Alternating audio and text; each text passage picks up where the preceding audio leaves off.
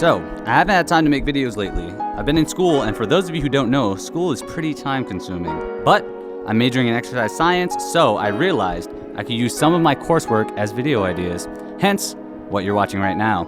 So, without further ado, welcome to Exemplify, and thank you for stopping by for a kinesiological breakdown of the Snatch. Part 1, Kinesiology and Movement Correction. Firstly, kinesiology is the cross-section between anatomy, physiology, and physics.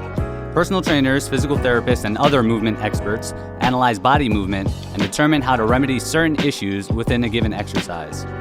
As I'm sure many of you know, there is a proper form to every exercise. However, this does not mean that everyone should look exactly the same when performing an exercise. Everyone has different morphology, so factors like bone length, joint and tendon mobility, and training level must be accounted for when assessing movement. You wouldn't have LeBron James squatting the same way Kevin Hart does, for example. Everyone must move correctly in relation to their own body and their physical limitations. Part 2, the objective part. Although everyone is different, the muscles that need to be activated during a given exercise are the same regardless of morphology. When performing a strict curl, the biceps should be working actively to decrease elbow joint angle, while the sits muscles of the scapula, the shoulder joint muscles, and the spinal muscles should be working isometrically to maintain correct thoracic posture. For the purpose of this video, I will be using the basic muscle group names rather than the individual muscles within the group. There are over 600 muscles in the body, and I don't feel like expounding on the muscles that keep your eyes open during a given exercise. Part 3, Snatch Anatomy. Finally, we get to the snatch. The snatch is an Olympic weightlifting movement where an athlete must lift a barbell overhead from a grounded position. In the snatch, the athlete begins by gripping a grounded bar whilst maintaining a neutral spine in a squat position. The athlete will extend at the knee joint, hinge forward at the hip joint, and guide the bar vertically. Next, the athlete will squat under the bar, allowing their arms to propel the bar overhead. Lastly, the athlete will return to standing and then drop the bar from overhead. The muscles involved in the snatch are the calves, quads, hamstrings, glutes, traps, rhomboids, sits muscles of the scapula, the deltoid muscles of the shoulder, serratus, biceps, and triceps.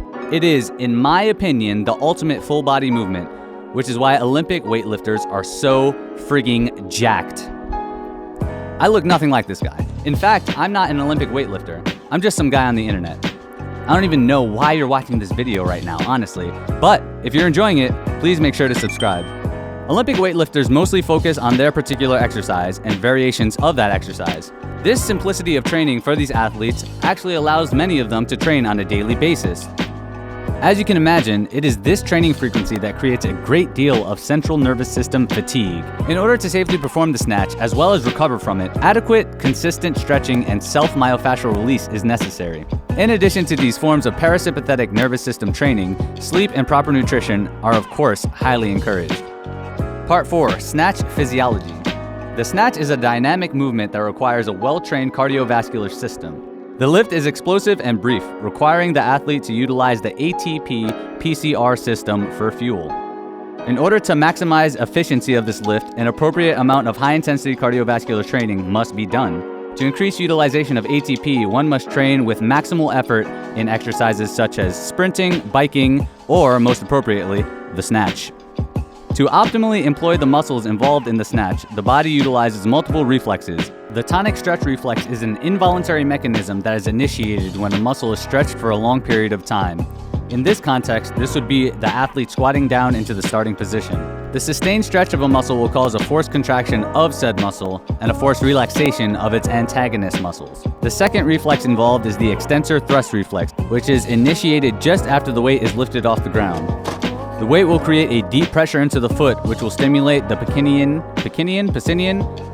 corpuscles within the skin.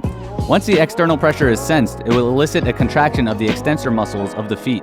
The extensor thrust reflex is the same reflex that allows you to perform a box jump, a squat, and even a cartwheel. Well, that just about covers it.